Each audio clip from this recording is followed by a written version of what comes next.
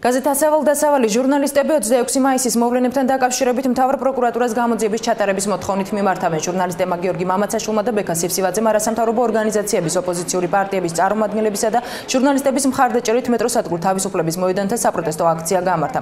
ბექა სიფსივაძის განმარტებით 26 მაისს პოლიციის თანამშრომლებმა და სპეცრაზმის წარმომადგენლებმა ისინი სასტიკად სცემეს. მათ ჟურნალისტურ საქმიანობას ხელი შეუშალეს, თუმცა ამ დრომდე გამოძიება არ ჩატარებულა. მათ გამოძიების ჩატარების მოთხოვნით პროკურატურას ოფიციალურად უკვე მიმართეს. ჟურნალისტების ადვოკატ ეკაბესელიას განმარტებით საჭიროების შემთხვევაში ევროპულ სასამართლოსაც მიმართავენ. აქციაზე სახალხო კრების წარმომადგენელი ნონა გაფრინდაშვილიც იმყოფებოდა, ასევე დემოკრატიული მოძრაობის წევრები, ჟურნალისტები, სხვადასხვა არასამთავრობო ორგანიზაციების წარმომადგენლები, პარლამენტარები ლევან ვებხოძე, ჯონდი ბაღათურია და დიმიტრი ლორთქიფანიძე. ველოდით გამოხმაურებას სახელმწიფოს მხრიდან, რათა დროულად ჩატარებული იყო გამოძიება შარშანდელი ვანდალური ქმედების გამო. დღემდე ველოდით და ვიყავით ფაქტიურად მოლოდინის რეჟიმში, მაგრამ ვინაიდან ამ ხელისუფლებაზე, ამ სახელმწიფოს არანაირი რეაგირება არ მოუხდენია ჟურნალისტების მიმართ გამოვლენილი სისასტიკისა და ვანდალიზმის გამო.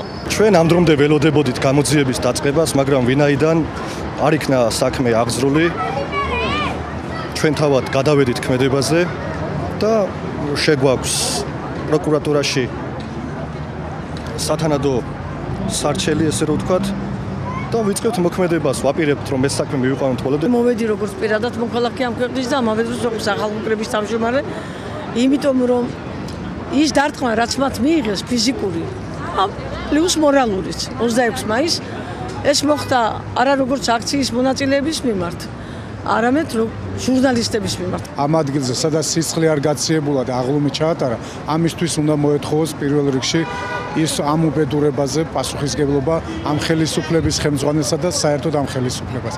აი ამას ვაპროტესტებ და ეს ტალღა აუცილებლად აგორდება და სრულიად საქართველოს შეუერთდება და მართალ საქართველოს ავაშენებთ ყველანი ერთად.